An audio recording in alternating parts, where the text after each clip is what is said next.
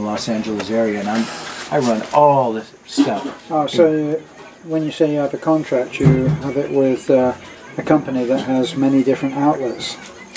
The company's called U.S. Infocom. They're based out of Florida. Right. And they have subcontractors like me Right. all around the world. Right. And all around the United States. Yeah. And PetSmart's nationwide, so they're a nationwide contractor. They got the entire contract for PetSmart. Anytime PetSmart has a problem in South Dakota, Right. they call the local contractor to go. Local to that. I'm the guy in LA, and LA is a very huge market, Wow. so I've been pretty busy there for 25 years or something like that. Yeah. But the cool thing about it is I don't work 8 hours a day every day. Some days I don't work any hours. Some days I have 2 hours. Then I go to my hobby, singing and doing music videos or doing stuff for my daughter. Right. So I have a lot of free time as well. But I'm ready to just retire in a couple of years here and just be done with it. So. But so I moved into this other house. It's only about 1 kilometer from my ex-wife's house, so it's going to make it really easy for handling of the child, And then also, Oh, so she stayed with the mom then?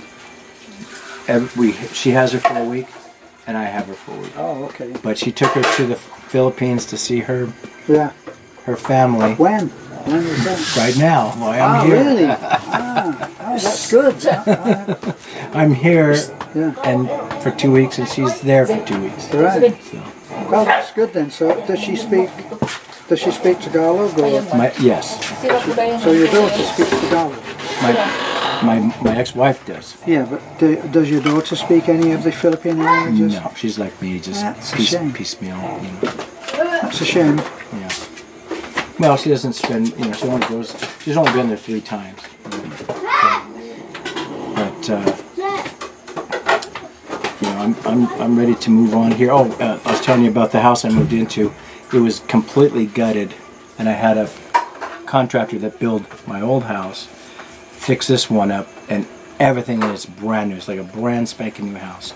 New flooring, new lighting, new appliances and everything. So when you say it was gutted, was that in when the fall of the real estate market happened? No, it was just a house that was sitting for 8 years, and somebody had taken everything out of it. It had holes in the walls and stuff. I found the house. It's right down the street. Didn't even know it was there. Went in with my contractors, fixed it up. It's like brand new inside now. Right. And I put a 65-inch TV. Wow. There's like a watch my sports and stuff. Right. So. Because I'm asking because that happened when the real estate took a dump. Sure did. And people sounds like the owner of the house that you then bought gutted everything out of sheer angst. People do that, and also you get squatters. What the heck? Is that the walk? Yeah, that's the walk.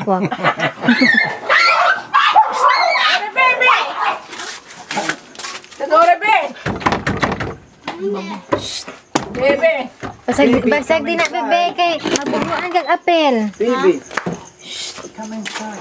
Cha, mga gahi mo maminaw ha. Mag-awa. Cha. These houses get boarded up. The squatters will still find a way in there, and they'll just live in there until somebody finds them. Sud, kay basi magbugno niya di man pag imong This kuanan. house was that way. Libreng rabbits. Pillows in the closet, but there was nothing in there. No toilet, no bathroom. I mean, no bathtub, no carpeting, nothing. And it was perfect palette to start fresh and put everything in there. So I looked at a house. When my son and I were in California, and they had. What happened with a lot of people during that time is that they've been working very hard, a little bit like you, where you decrease it from 25 years or whatever it was down to 20, and later to 15, and then to 10, and got it paid off. And a lot of people were on that cycle where they only had maybe a couple of years or 3 years to go, and the whole thing would be paid off. all right. And they were not able to do that. Maybe they both lost their jobs, which was very common, and then the mortgage company came in and took the house back. That's terrible. And yes, and it was. Wow. Because that house usually went back on the market for so much less than what these people had paid it up.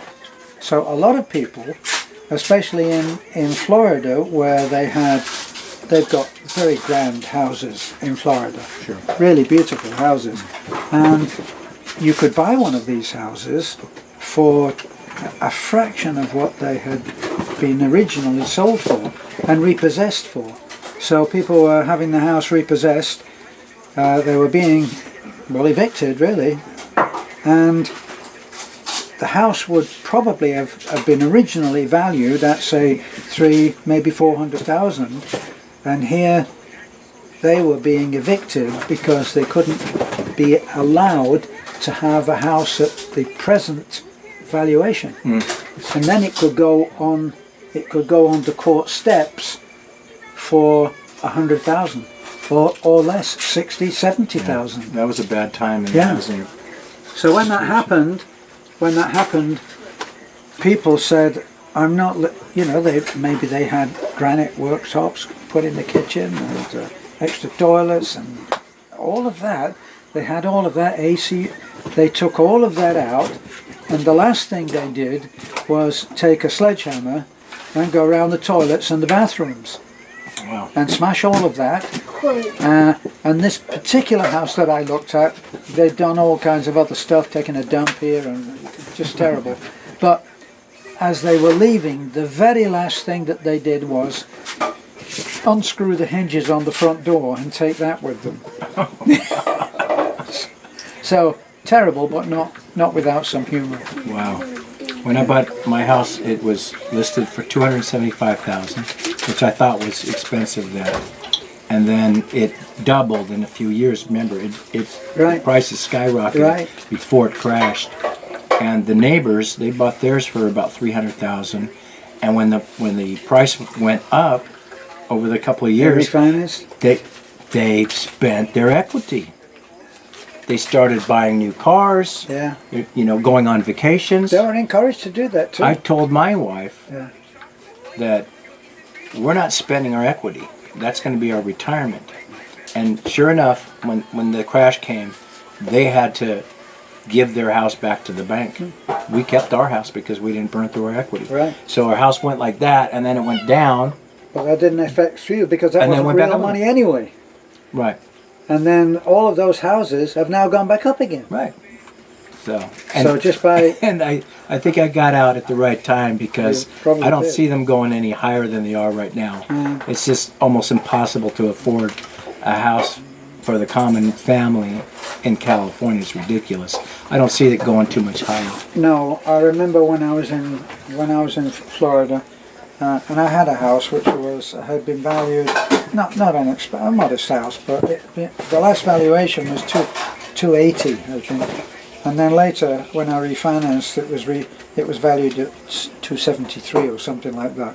And I thought, wow, this might be a good time to move back to California. And I spoke to a real estate agent in Santa Monica, and I told him what I was thinking. And he said, "What is your house valued at now?" And I told him, and he said, "You probably couldn't buy a garden shed for that, you know." And so he said, "Yeah, sorry to tell you, I'd love to sell you something, but if you're looking at doing an almost sideways swap, right? No, it's not going to happen." That's ridiculous. This house that I just moved out of, it could go for like $700 now, which is ridiculous. You know, I mean, who can afford that? Well, you've got to have some really good jobs. They were having that problem in the Fort Myers area, where they were having a problem getting nursing staff to Did come. a really good job, I'll tell you what. I'm really proud of that. So, but I'm only going to be there for 3.5 more years. Ilang balay. And then I'm By off. which time it will have increased in value, and you'll get something. Will you sell that? Will you sell that house?